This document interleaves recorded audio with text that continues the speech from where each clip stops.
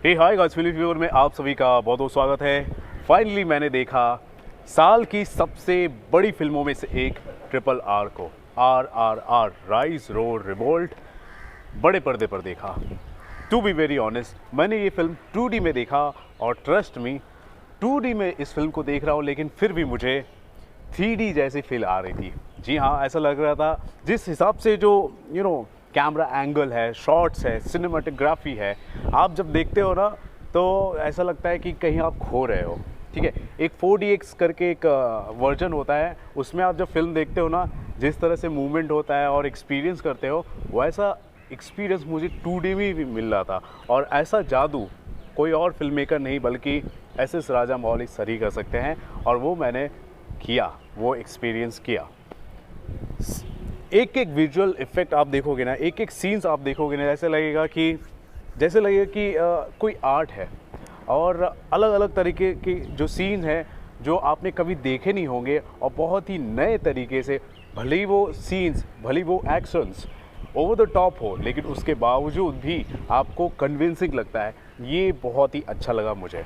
Okay, तो आपको बता दूं, आपको तो पता ही है, ये जो फिल्म है फिक्शन और नॉन फिक्शन दोनों का कॉम्बिनेशन है। फिक्शन इस हिसाब से क्योंकि जो दो लोग हैं, जो कैरेक्टर्स हैं, दो कैरेक्टर्स हैं, वो इनको फिक्शनलाइज करके, अगर वो दोस्त होते तो कैसा होता, उस हिसाब से फिक्शनलाइज किया गया है। अगर नॉन फिक्शन की बात की जाए तो जी हाँ, जो अल्लूरी सीताराम राजू है, जो ब्रिटिश जो गवर्नमेंट होती है, सरकार होती है, उसके खिलाफ वो बगावत करते हैं। वहीं दूसरी तरफ देखेंगे कोमरम भीम, जो एक सरदार होते हैं एक गौंड कम्युनिटी के, और वो भी ब्रिटिश कम्युनिटी के अगेंस्ट बगावत करते हैं। सारी की सारी जो बातें हैं सत्य घटना पर आधारित है, लेकिन फिक्शनलाइज ये कर दिया गया है कि अगर ये दोनों कैरेक्टर्स अगर दोस्त होते तो कैसा होता।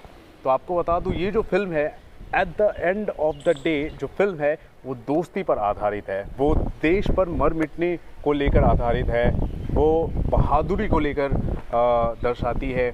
हर एक अलग अलग तरह के एलिमेंट्स इसमें डाले गए हैं, इमोशंस भी डाले गए हैं। 3 घंटे की फिल्म है। कुछ हद तक आप जब देखते हो तो आपको थोड़ा बहुत आपको लगेगा कि स्लो जा रही है, लेकिन स्लो इसलिए जा रही होती है क्योंकि वो डेवलपमेंट हो रहा है कि क्यों हो रहा है। स्पेशल मेंशन करना चाहूँगा रामचरण की। जब रामचरण खुद जब लॉन्च हुए थे, या फिर अपने पिताजी चिरंजीवी सर के साथ वो स्टेज शेयर करते थे, बहुत ही शर्मीले थे, शर्माते थे, लेकिन आप स्क्रीन पर देखोगे, मतलब ही लुक सो मैच्योर्ड। और जिस हिसाब से वो परफॉर्म कर रहे हैं, रामचरण के तो बहुत बड़े फ़ैन हो जाओगे आप, जिस हिसाब से उन्होंने परफॉर्म किया है, एक्शन सीक्वेंसेस है। और जूनियर NTR सर की तो बात ही कुछ और है, उन्होंने बहुत अच्छा प्रदर्शन किया है। लेकिन रामचरण जो है ना, दिल जीत लेते हैं, जो जिस हिसाब से परफॉर्म करते हैं, एक्शन सीक्वेंसेस है, मज़ेदार, मतलब आप एक्सपेक्ट नहीं करोगे। बंदूकें चल रही हो या फिर तीरबाजी हो, हर चीज़ को लेकर अगर आप देखोगे तो बहुत ही अलग है, एक्स्ट्रा ऑर्डिनरी है। और जैसे जानवरों को पकड़ना हो, सभी के जो एंट्री सीन्स है, रामचरण के हो या फिर जूनियर NTR के, दोनों के जो एंट्री सीन्स है उनमें आपको गूज बम्स आ जाएंगे। अलग अलग तरीके के सीन्स हैं, शेर से लड़ना, भेड़िए से लड़ना, अलग अलग जानवरों को छोड़ना, अंग्रेज़ों के ख़िलाफ़ लड़ना, और अंग्रेज़ी जो फ़ौज है वो कितनी क्रूर है, कितनी निर्दयी है, वो सब कुछ आपको फील होता है कि यार ऐसा है, मन करता है इनको मैं बहुत मारूं।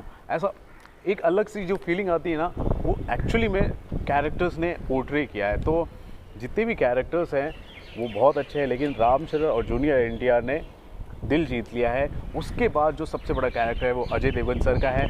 बहुत ही इम्पोर्टेंट कैरेक्टर है, और उनका जब रोल आता है, उनका जब सीन आता है तो सभी लोग इमोशनल हो जाते हैं। आलिया भट्ट का है इसके अंदर रोल, लेकिन कहा जाए तो ज़्यादा उतना हम एक्सपेक्ट कर रहे थे, उतना ज़्यादा रोल नहीं है आलिया भट्ट का, लेकिन फिर भी ठीक ठाक है। लेकिन अगर बात की जाए तो पूरी की पूरी फिल्म रामचरण और जूनियर NTR के ऊपर है। ऐसा लगता है पैसा वसूल है, पूरी तरह से अगर देखो तो पैसा वसूल ही है।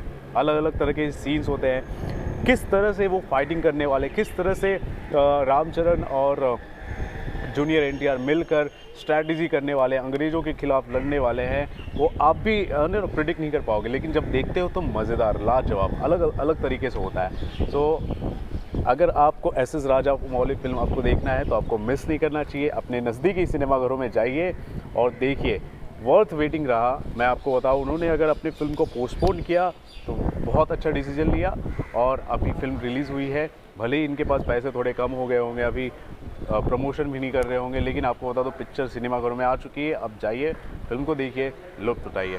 तो ये मेरा पर्सनल ओपिनियन है फिल्म को लेकर। आपको कितना पसंद आया आप ज़रूर बताएं हमारे कमेंट सेक्शन पर। और अगर रेटिंग की बात की जाए तो मैं इस फिल्म को 8 आउट ऑफ 10 देना चाहूँगा। स्लो डाउन थोड़ा थोड़ा जगह पर हो रहा था, उस हिसाब से मैं मार्क्स अपने हिसाब से मैं काटना चाहूँगा, लेकिन बहुत ही अच्छी फिल्म है, आप देखिए। Thank you so much. This is Ravi Gupta signing off. Thank you.